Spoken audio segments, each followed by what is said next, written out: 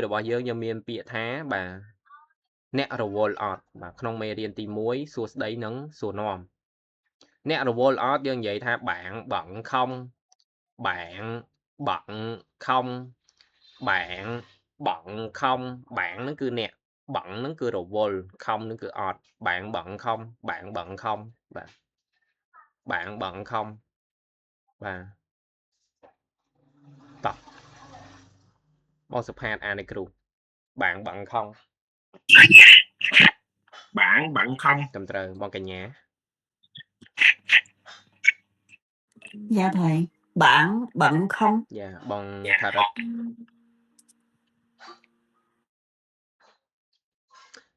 bong summer bạn bận không bong sụt chia bạn bận không bong xịt khiêng nè đã sơ chén á bây giờ dân an hai chấn dương thời tình tinh chô mọt dương phong á bạn bận không bạn bận không bạn bận không bạn bận không đó bây giờ tập trăm tập bong san kim kim san bong đi tray bạn bận không bong rắn ní bong sô đi giá bạn bận không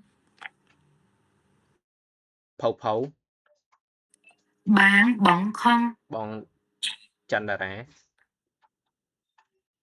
bạn bận không bong Ronald song Ronald bạn bận không bạn bận không bạn bận không bạn bận không bạn bận không sô đã bị chăm và ví dụ nó phải tràn nè là vô lọt dạo này sao rồi ơi sơ đại bạc cai hái ai tranh bàn và trong nơi đến nơi màu đồng bay thì chết bên bạc cai clear ấy trong chạy bạc thay mấy ai phố nước nông mau đến cứ viên miền tây là miền ấy tham mây sầm rạp dương này và dương anh coi đạp bán o hiện từ tụi bay chia cùng bật tiệp rồi dạo này sao rồi dạo này sao rồi nè clear nè dạo này sao rồi dạo này sao rồi dạo này nó mua được dạng đi dạo này mua được dạng đi sao rồi nó cứ dặn mạch hào chả bịa sao nó vì mà bịa dặn mạch rồi còn mạch nè rồi nó cứ hào dạo này sao rồi dạo này sao rồi dạo này sao rồi dạo này sao rồi bon mời dạng này mà chơi sập bài gió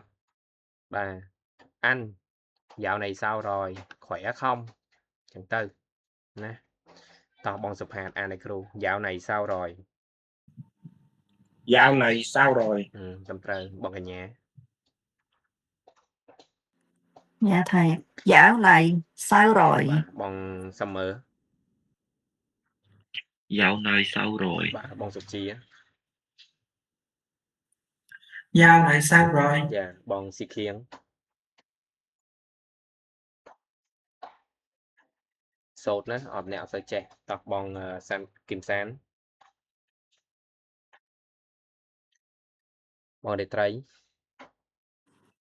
dạo này sao rồi bong rani dạo này sao rồi bong sâm phó Dạo này sao rồi? bong ngét dạo này sao rồi sô đi giá phâu phâu dạo này sao rồi bà bong chan đà rá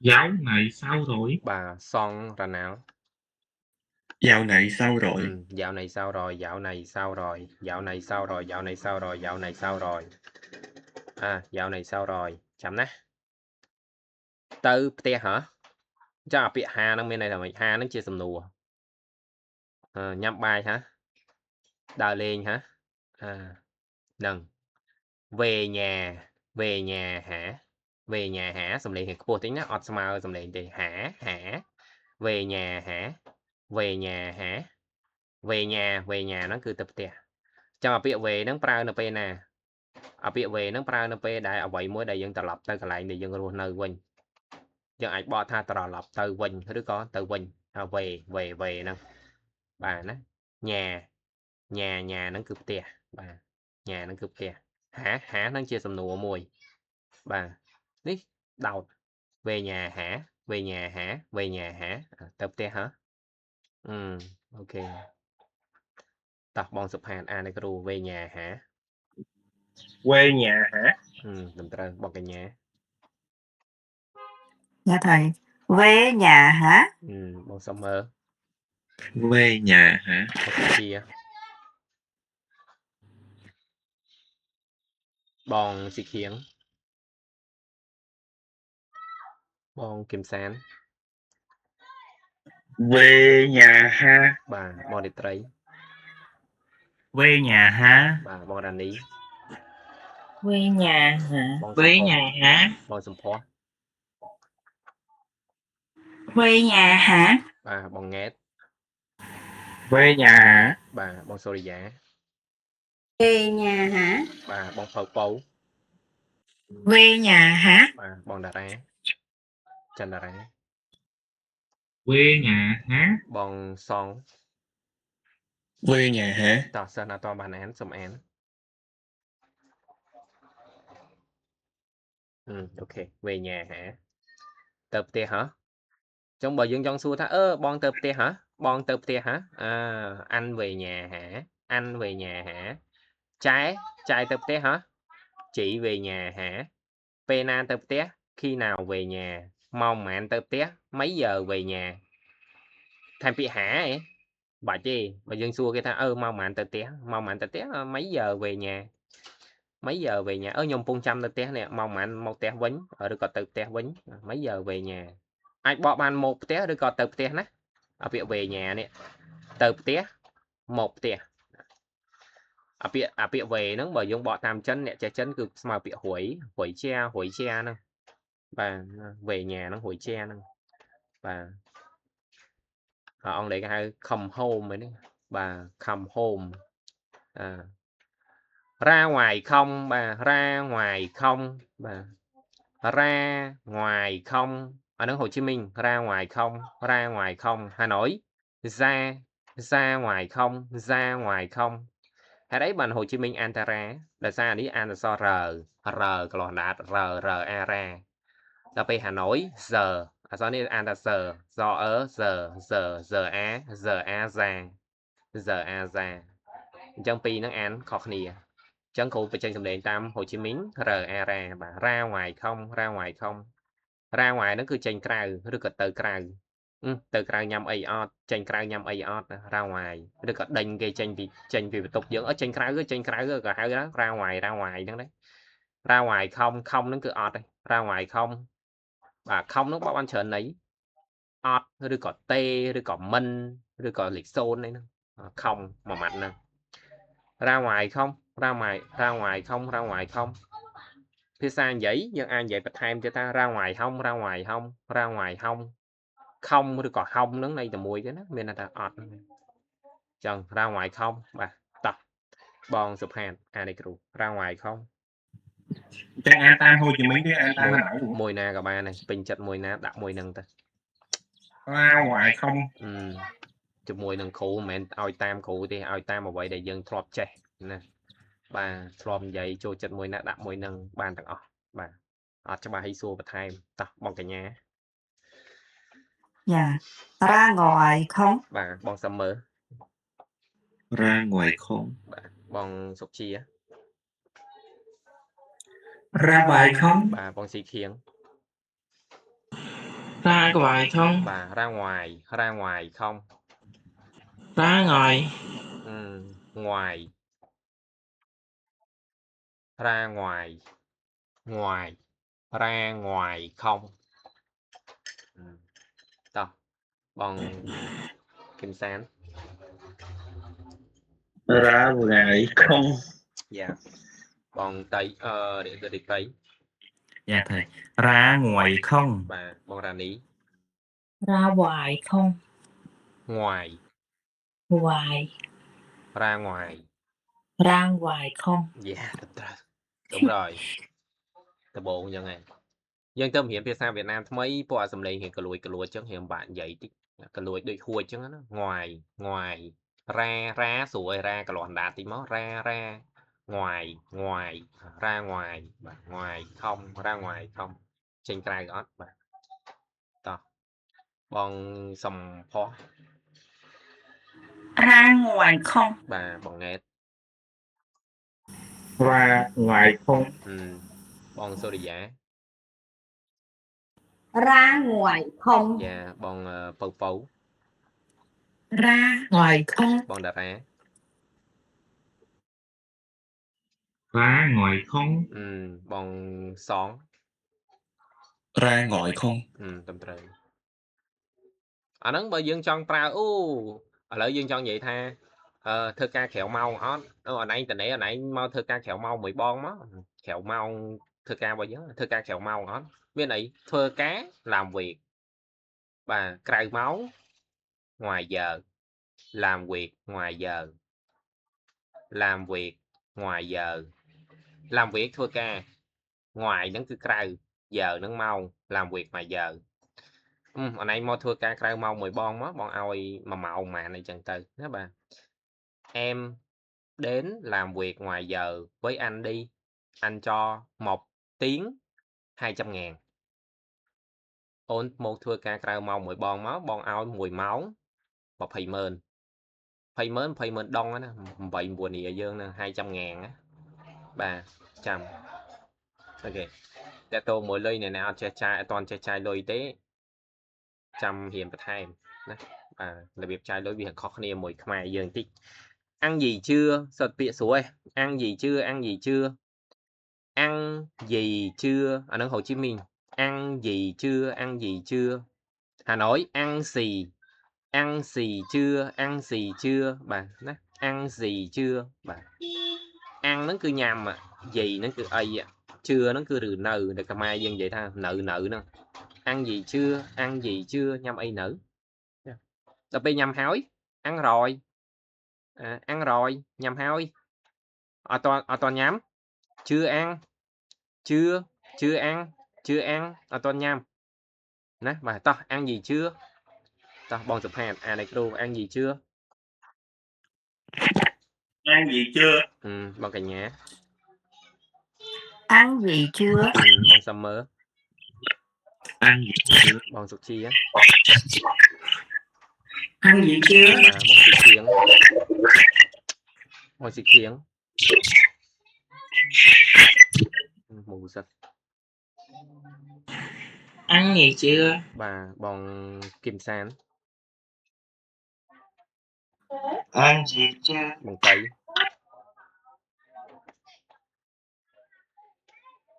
bon đàn ý Ăn gì chưa? bà ăn gì chưa đàn ý bon sầm phó Ăn gì chưa? bà bon ghét ăn gì chưa bon sô đi giá Ăn gì chưa? và bon phèn bon pâu pấu Ăn gì chưa? bà bon chan đà ré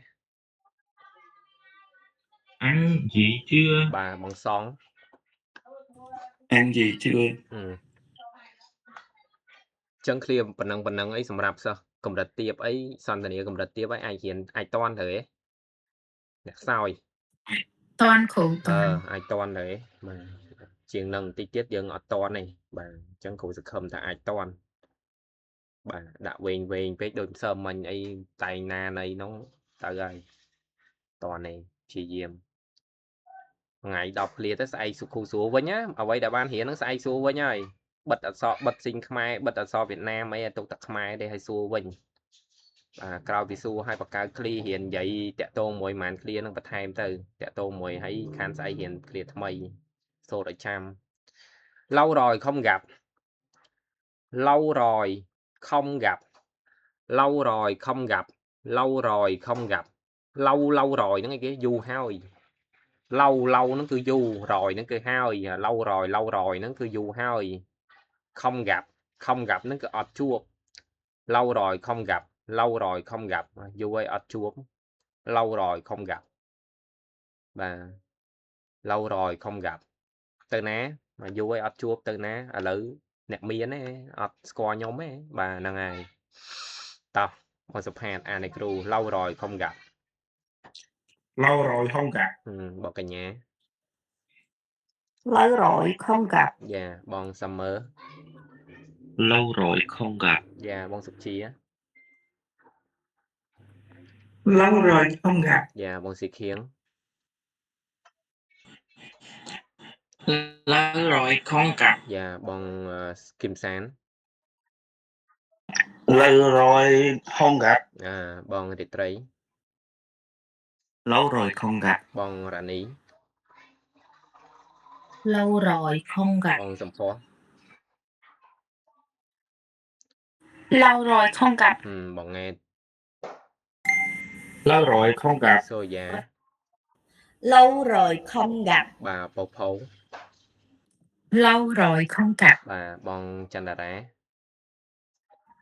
Lâu rồi không gặp. Bông sóng. Lâu rồi không gặp. Lâu rồi không gặp. Lâu rồi không gặp. Ok. Chẳng dân ai bồng bậy bịa việc ban. Về đây dân hiền chẳng háo dân thật kịch thà. Bịa dú. Lầu. Là bây dân xua kê tha dú ọt. ọt xây kế. Đi. Nè gặp bịa ọt nữa. Nè ọt. Đó dú ọt. Và dú ọt. Xây kế. Xong. Dú ọt gì mày đấy. Lâu không. Lâu không. Nè. ọt dú tế. Không lâu đâu. Tầm trời. Và không lâu đầu. Không ọt du tế cho mới mơ hộp bị ọt xin mới. Là ta nà bị ọt này. Bị ọt là ọt. Du. Ố nhỏ tòa mà điểm bị tê vâng. Và bị tế dân ra bị đầu màu. Đầu. Không lâu. Đầu. Không lâu đâu. ọt du tê. Không lâu đâu. Anh dân bà cao clip rồi anh bà tham. Bây giờ dân chơi. To. Bà to. Mọi bên ngay. Đi làm phải không? Nè. Đi làm phải không? Đi làm phải không? Đi làm nó cứ tơ thừa cai. Việc pênh rồi bỏ việc đi làm cứ đi làm việc. Nè, cô dạy pênh oi. Cô sẽ pênh oi nó còn đọc bây giờ cái lại đi. Mà ập vô cái lại đi. Đi làm việc. Đi làm thừa ca làm việc. Việc pênh rồi bỏ tơ thừa cá cứ đi làm việc. Đi làm việc là sao ấy? Làm nó thơ, việc nó cứ cà. Làm việc thưa cà. Tại Việt Nam phía chớn. Cái on vậy pênh nâng chân tê. Cái vậy tha đi làm. Đi làm nó biết mà nâng này thá. Tờ thưa cà thôi. Bà đi làm nó có đi làm việc cứ tờ thưa cà. Chăm nát. Đi làm. Nè. Ok. Chớn phê là cái vậy cách cái gì đó đi làm. Tờ thưa ca. Nó có tờ thơ. Bà tờ thơ. Phải không nó cứ men ọt men tê chẳng từ đi làm phải không tôi thua ca men tí và tập con sụp hạt anicru đi làm phải không Đi làm phải không? làm từ bằng cả nhà Đi làm phải không? bằng vành đi Đi làm phải không? và bằng summer Đi làm phải không? bằng si khiếng Đi làm phải không? bằng cầm kim san bằng để trấy Đi làm phải không? bằng đàn ní Đi làm phải không? bằng sầm phò Đi làm phải không? bằng ngét Đi làm phải không? sorry dạ Đi làm phải không? bằng bờ bầu Đi làm phải không? bằng chăn đà rá Đi làm phải không? bằng sóng Đi làm phải không? tầm trời đi làm phải không nhưng kết tha ấu thì ho lỡ clear nâng nhưng trong bia prai chia clear sầm nổ đọt đai phải không nó cứ men ọt đây chia sầm nổ ấy thời nhưng trong ở bia tới chỉ clear sầm nổ đọt đái tại prai chia là việc sen nhưng trong vậy tha tới thưa cá hả tới thưa ca hả nó có chia sầm nổ đây tới thưa ca hả đi làm hả tới thưa ca hả Từ thưa ca hơi. Nhóm từ thưa ca hơi. Tôi đi làm rồi. Môi rồi dạ ní từ thưa ca dòng mạch đáy. Môi rồi dạ ní. Môi rồi dạ ní. Đo thầm ná. Môi rồi dạ ní. Môi rồi dạ ní. Dạo này từ thưa cá đi làm. Thế. Bà dạo này đi làm dòng mạch đáy. Sao? Sao rồi chứ có? Sao? Bà dạo này đi làm sao rồi? Dạo này đi làm sao rồi? Môi rồi dạ ní từ thưa ca dòng mạch hơi. Ok. 7 viên chân. Ok, tập lọc mơ mê riêng nhân quỳnh. Bà đi làm phải không? Từ thưa ca mẹ ấy. Bà mẹ ót. Khi nào tan làm? Khi nào nứng? Khi nào? Tan làm. Khi nào nứng pena? Tan làm nứng chánh bị thưa ca. Bà chánh bị thưa ca chân cái hai xe pa này nè. Nó nâng. Nó này vì chân. Trong việc cọp này hai xe về tan làm. Khi nào tan làm? Pena chánh bị thưa ca. Tọc bằng sụp hàn an luôn. Khi nào tan làm? Khi nào? Bà bằng cả nhà. Khi nào tan làm? Bằng Vành đi. Khi nào tan làm? Bằng Summer. Khi nào tan làm? Bằng Sĩ Khiếng. Bằng Kim San. Bằng Rịa Trấy. Khi nào tan làm? Bằng Rani. Khi nào tan làm? Bằng Sầm Phó. Khi nào tan làm? Bằng Ngét. Khi nào tan làm? Đôi dạ. Khi nào tan làm? Bà bằng Phâu. Khi nào tan làm? Bằng Chân Đà Rá. Khi nào tan làm? Bằng Song. Khi nào tan làm? Tầm trời. Mong nhưng cho riêng dòng ban an tới vì chập chế. Họt an tới vì dù chế. An tới 2 khai 7 khai ấy chế tịch tuổi ban dày class đập niệm ban này. Mà họt an tới 4-5 khai tới cả viên nơi tàn chân này. Tỏ dương mơ một đi vật tòm. Sớm quá vậy. Việc quá vậy nâng dịp cho kia. Sớm quá vậy. Vậy lươn chân nâng tiết dân ai vậy đây. Sớm quá vậy. Cho là quá vậy nâng bên đây ta. Mẹ. Sạch mẹ. Lôi mẹ. Lươn mẹ. Du mẹ. Quá vậy nâng này.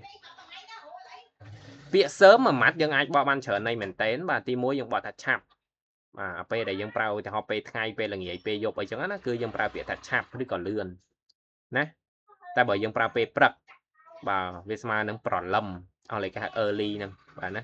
Bà chân cái hai thật chào. Nâng cứ prỏ lâm ấy. Sớm. Prỏ lâm rồi có chạp. Cứ sớm. Quá vậy nâng cứ mấy. Bà sớm quá vậy. Chạp mấy. Lươn mấy. Phía này phía trở nhưng prao np ná dân prao np đài tranh bị thưa cao thì họ thòm đá dân tranh thưa ca mong pram ta ngày đấy tranh mong buồn cả tranh ba đây bàn tranh này chắc như ai prao viện đồng bàn một ngày đi tranh thưa ca chập mấy ngày đi tranh thưa ca lươn mấy hôm nay tan làm sớm quá vậy hôm nay ngày đi tan làm nó cứ tranh bị thưa ca sớm quá vậy bà chập mấy bà sớm quá vậy tập bằng sụp hạt anecru Sớm quá vậy. sớm quá vậy tập bằng cả nhã Sớm quá vậy. dạ sớm quá vậy Sớm quá vậy. dạ bằng vành đi sớm quá vậy tập bằng sớm mớ bằng xịt khiếng Sớm quá vậy. bà bằng kim sán Sớm quá vậy. bà bằng địa trấy Sớm quá vậy. bà bằng rani Sớm quá vậy. Dạ bọn sầm phó.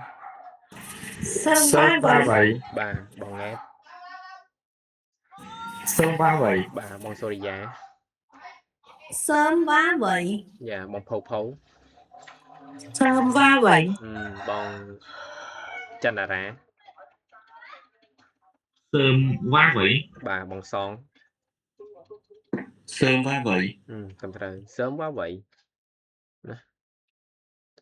Cháu thì ho dân tròn vậy thà nhằm chập mà tôi có tư đó mà tư chập á mà tư chập đi sớm sớm bây giờ dượt mau ngay dân tư nó giờ ai phải biết sớm nâng bàn và từ môn mau nâng và đi sớm đi sớm đừng đi trễ nó cứ dượt này và ta dân mơ một liệp và tọp trễ quá vậy trễ mới nên ta dượt nó còn lệ hơi lết á mình slow á nó nè cho lệ bà trễ nó cứ lệch bà trễ quá vậy nó cứ mấy bà ngày nâng này ai mau dư mấy hôm nay bạn đến trễ quá vậy hôm nay bạn đến trễ quá vậy ngày ní này ai một dư mấy ok nhôm một dư đời xá stepler tôi đến trễ tại vì kẹt đường dạ ok tập trễ quá vậy bọn sụp hạt này luôn Trễ quá vậy. bọn cả nhà Trễ quá vậy. bọn quanh đi bọn sầm mỡ bọn xì khiến Trễ quá vậy. bọn kim sán Chê vả vậy. dạ bọn đi trấy Chê quá vậy. dạ bọn ra ní Trễ quá vậy. bọn sầm phó bọn nghét Trễ quá vậy. xô đi giá Trễ quá vậy. bà bọn phâu phấu Trễ quá vậy. bà bọn chanh đà rá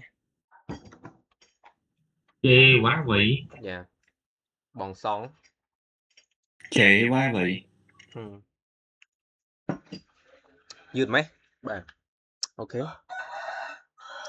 to dân mơ mô mê điên bao giờ dân an làng quỳnh nè thì môi bạn bận không dạo này sao rồi về nhà hả ra ngoài không ăn gì chưa lâu rồi không gặp đi làm phải không khi nào tan làm sớm quá vậy trễ quá vậy tập bọn sụp hàn an làm về nhà kêu Bạn bận không? Dạo này sao rồi? Về nhà hả? Ra ra ngoài không ra ngày không? ăn gì chưa lâu rồi không gặp Lâu rồi không gặp. Đi làm phải không? khi nào tan làm Tan làm. Sớm quá vậy. trễ quá vậy đúng rồi cảm ơn nhiều anh sụp hàn tập bằng cả nhà Bạn bận không? Dạo này sao rồi? về nhà hả ra ngoài không ăn gì chưa bà lâu rồi không gặp đi làm phải không khi nào tan làm sớm quá vậy trễ quá vậy đúng rồi tập bông mình đi bạn bận không Dạ thầy. Bạn bận không? hôm nay sao Dạ, rồi dạ. này sao rồi Dạo này sao rồi? về nhà hả Qua nhà hả? về nhà hả Về nhà hả? ra ngoài không Ra ngày không? ăn gì chưa Ăn gì chưa? lâu Ăn rồi gì không gặp chưa? Lâu rồi không gặp. Đi làm phải không? Đi làm phải không? Khi nào tan làm? Khi nào tăng làm? Sớm quá vậy. Sớm ba vậy. Trễ quá Che ba vậy. vậy. Đúng rồi, cảm ơn nhiều anh Che Văn Lý. ba vậy. Con Summer. Ban bận không? Dạo này thì sao rồi? Về nhà. Về nhà Ra ngoài ra không? ngoài không? Ăn gì chưa? Ăn gì? Ừ. Lâu rồi không gặp. Lâu rồi không gặp. Đi làm không? phải không?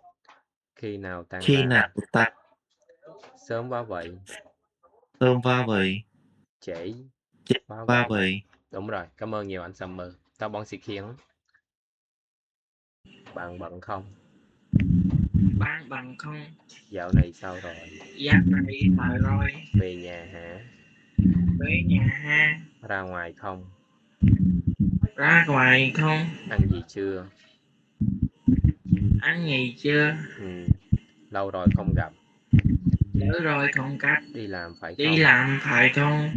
Khi nào tan làm? Khi nào tan làm? Sớm quá vậy. Sớm bạn vậy. Trễ quá vậy. Như bạn vậy. Ok.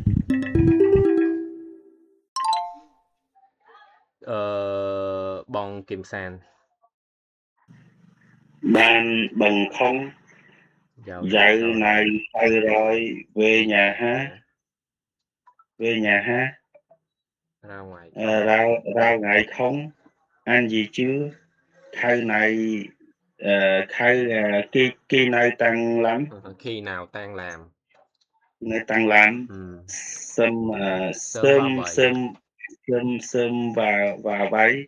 Trễ Chê quá và vậy. váy. Tâm trời. Dạ. Ok.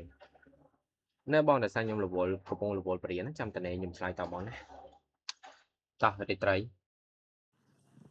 Dạ thầy. Bạn bận không? Giờ này sao rồi? Về nhà ha? Ra ngoài không? Ăn gì chưa? Lâu rồi không gặp. Đi làm phải không? Khi nào tàn lan? Sớm quá vậy. Chê quá vậy. ត្រឹមត្រូវតើបងរ៉ានី Dạ thầy. Bạn bận không? Dạ nào dạ này sao rồi? về nhà hả? Về nhà hả? ra ngoài không? Và ra ngoài không? ăn gì chưa? Ăn gì chưa? lâu rồi Không gặp. đi làm phải không? Phải không? khi nào tan làm? Khi nào tan làm? sớm quá Sớm vậy. sớm qua vậy. trễ Chế quá qua vậy. vậy. ត្រឹមត្រូវតោះបងសុភ័ក្រ Bạn bận không? dạo này sao rồi? Dạo này sao rồi? về nhà hả? Về nhà hả? ra ngoài Ra không? ngoài không? ăn gì chưa? Ăn gì chưa? lâu rồi không gặp. Lâu rồi không gặp. đi Đi làm phải không? khi nào tan Khi làm? nào tan làm? sớm quá vậy. Sớm quá vậy. trễ quá vậy. Chạy quá vậy. đúng rồi ឃ្លាប្រយោគពាក្យទាំងអស់ហ្នឹងស្អែកយើងនឹងហ៊ានបង្កើតឃ្លាទាំងអស់គ្នាណាតាក់ទងជាមួយនឹងពាក្យប្រយោគទាំងអស់ហ្នឹងបាទតាក់ទងជាមួយនឹងពាក្យប្រយោគទាំងអស់ហ្នឹងអ្នកនរគ្នាអាចហ៊ានធ្វើលេងទៅដល់ពេលធ្វើទៅគ្រូអាចងាយស្រួលប្រាប់បន្ថែមណាតោះបងង៉ែត Dạ thầy. Ban bận không? Dạo này sao rồi? về nhà hả? Về nhà ra ngày không? về nhà hả? Về nhà ra ngoài không? ra ngoài không? ăn gì chưa? lâu rồi không gặp. Lâu rồi không gặp. đi làm phải không? không? khi nào Tan làm? sớm Sớm qua vậy. Trễ qua vậy. ត្រឹមត្រូវតោះសូយ៉ា Bạn bận không? Dạo này sao rồi? Về nhà hả? Ra ngoài không? Ăn gì chưa? lâu rồi không gặp. Đi làm phải không? Khi nào tan làm? Sớm quá vậy. Trễ quá vậy. đúng rồi tao phâu Bạn bận không? dạo này sao rồi? Về nhà hả? ra Ngoài không? ăn gì chưa? Ăn gì chưa? lâu rồi Lâu rồi không gặp. đi làm phải không đi làm phải không khi nào tan làm sớm quá vậy xưa tà váy Sớm. trẻ tà váy trễ quá vậy trẻ qua vậy đúng rồi ស្ដាប់សំឡេងឡើងសំឡេងចោះរបស់គ្រូផងណាបាទចោះ nha បង cô ចន្ទរា bạn bận Bạn không bận không? dạo này sao rồi Dạo này về nhà hả? ra ngoài không Có ngày không? ăn gì chưa Ăn gì chưa? lâu rồi không gặp Lâu rồi không gặp. đi Đi làm phải phải không? khi nào tan làm Khi nào tan làm? nào tan làm sớm quá vậy Sớm ba vậy. ăn gì trễ Trễ quá vậy ba vậy. ok អរគុណច្រើនតោះបងសង Bạn bận không? lâu rồi không Dạo này sao rồi? dạo này sao rồi về nhà hả Về nhà ha? ra ngoài không Ra ngoài không? ăn gì chưa Ăn gì chưa? lâu rồi không gặp đi làm phải không? khi nào tan làm sớm quá vậy sớm quá vậy trễ trễ quá quá vậy ចាប់ មានអីអត់យល់អត់ច្បាស់អីទេសួរគ្រូបន្ថែម Nhưng xua là của បាទសួរ nhưng xua lại nhờ robot đó là của lại nhờ បង robot băng là của chứ mà nhầm nghĩ Việt Nam thì xui nhóm xua ta anh vợ không anh vẫn robot là វងតំណេ Chà. ពាក្យវងជាមួយនឹងពាក្យរ៉ាន់នៃតែមួយពាក្យវងជាភាសានិយាយនៅក្នុងខ្មែរក្រោមគេហៅថាមីងតៃអានវងខំអានវងខំជាមួយនឹងអានរ៉ាន់ខំមានន័យតែមួយគឺបងតំណេអត់ trong vẫn là rắn luôn nha ដូចគ្នាវងជាមួយរ៉ាន់នៃតែមួយ cô chưa xem nhưng mà lại vợ cái năng rắn chứ នេះគ្រូsẽអានវងខំ Ê, bà cầm bông xuống ở trái phía nắng ở nhà lấy trái phía nắng mới tiệt ạ. mình trong đi bên nhà tàu vợ vợ thì cũng không vợគ្រូ sẽ ឲ្យអីទៅចាំទីនៅក្នុងភាសាវៀតណាមពាក្យថាបងតំណេអត់វាមានពីរពាក្យពាក្យទី1គឺពាក្យផ្លូវការរបស់យើងប្រើពាក្យថាអានរ៉ាន់ខំអាហ្នឹងគឺបងតំណេអត់នៅក្នុងភាសាវៀតណាមរបស់យើងបាទទី1អានរ៉ាន់ខំពាក្យទី2គឺអានវងខំអានវងខំណាបាទអានវងអានវងខំបាទអាហ្នឹងពាក្យទី2 ភាសានិយាយទៅណាវាអត់មានផ្លូវការទេបាទភាសាតំបន់នេះអាហ្នឹងក៏ស្មើន័យថាតំណេដែរភាសានិយាយបាទអានវងខំហើយ bà người ta phải có rạn តាមត្រូវពាក្យវងអត់សេយកងាទេយកហយមិនត្រូវជាងបាទអាហ្នឹងមិនចំរបស់វាវងអានវងខំនឹងពាក្យរបស់វាគឺអញ្ចឹង chắc bà người ta không cá rạn hả bà người ta không cá rạn ផ្លូវការរ៉ាន់ប្រើកើតតើមានអាហ្នឹងភាសានិយាយមួយលើភាសាផ្លូវការក្រុមភាសានិយាយបាទណា anh rồi bà អូខេហើយ cảm ơn thầy យល់តែវាដូចគ្នាទៅបានណា cảm ơn nhiều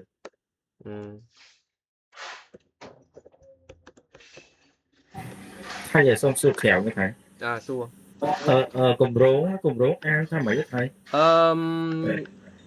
គម្រោងដូចជាស្អីគេហៅផ្លេចបាត់ឯនេះគម្រោងសាងសង់គម្រោងkế hoạch យ៉ាងអើមាន2គម្រោងមាន2បាទបើភាគឧទាហរណ៍ថាគម្រោងធ្វើអ្វីមួយក្រងខ្មែរយើងហៅថាគម្រោងឬក៏ក្រងធ្វើអ្វីមួយអាហ្នឹងយើងប្រើពាក្យkế hoạch ណាបាទkế hoạch បាទkế hoạch សំខាន់យើងប្រើនៅក្នុងអីគេបានឃ្លាឧទាហរណ៍ទៀតត្រូវមានឃ្លាឧទាហរណ៍ព្រោះអាគម្រោងមាន2ឥឡូវដឹងតែគម្រោងឬក៏ការក្រងធ្វើអ្វីមួយយើងប្រើពាក្យkế hoạch ឧទាហរណ៍និយាយឃ្លាអ្នកមានគម្រោងឆ្នាំក្រោយអ្នកមានគម្រោងចង់មានកូនថែមអត់ ឆ្នាំក្រោយខ្ញុំមានគម្រោងចង់បានកូនស្រីម្នាក់ទៀត rồi ở chế an là biết cùng rốn á kế hoạch nó HO nè HO nè cho gì thay an vậy thử ấy lại nâng thử ấy bà thầy ở lứ dương cho mưa cụ sơ na che bằng nghe thọp điên bạc cọp nơi nà nữ đại nó thay nhầm dần riêng với thay nhầm món nhưng mà thay cũng riêng và có phải che đai riêng anh nói bởi an là việc ho chung vô đã an cho hay dương bà lòng ho phong vô phong hoạt dương ọt an tam lẹ nạc khmai đi cụ ở đây vì môn đo lỡ cụ ở đây vô ở so Việt Nam vô máu priệp thiệp khmai đầm bầy an tì cứ cụ an tam sầm lính ở so Việt Nam tay mà đòn sơn ha an bạc co và so Việt Nam để cụ ban Oà ô ê nấy oài Anh kê oà ô ê oà ở trời nè thọ biển mời cụ an vậy ô ê oà vạ sờ lên ở toàn trời anh kê phải cho nó đủ ta thì trời dạ thầy o a chở uất hở uất huất nắng huất tầm trời o a chờ oách o so này so o mới nè ở lời của an cho bị một màu ca so này so ca ở miền an khê được có cô coi thì ở miền vô co này phát thằng khê giấy khê nó cứ co này ở đây ở so nó cứ ca Việt Nam ca ca e ke sắc kế ca e ke sắc kế o a chờ oách thời chân nằm sạp xong o a chờ oách hờ oách hoách nặng hoạch kế hoạch thì sao vậy kia vậy là kế hoạch thì chẳng từ đưa có kế hoạch chóp đó ok nó cứ Việt Nam cứ bị đau máu cứ ghi an chăng nó dân hiện là ro ý rồi kia tiền chẳng đây và nó là ro ấy rồi dân hiển o a chờ oát chẳng đây ở miền vô phía trở bởi dân kịch hai vô so Việt Nam vô từ priệp thiệp mọi so mai hay buộc chụp nia dân hiển ban ta cùng đặt tiệp tê cùng đặt buộc vô tới chập đam chụp biệt mấy an khó tịch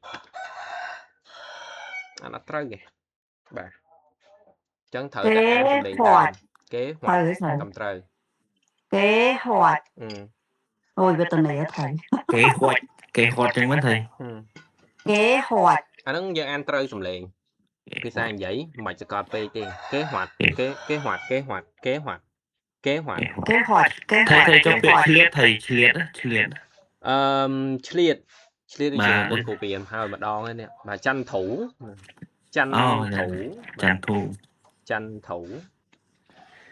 nhà ăn chờ ăn chăn vấn thầy tầm trời nhà ăn chờ ăn chăn thợ thu hỏi thủ mà tranh thủ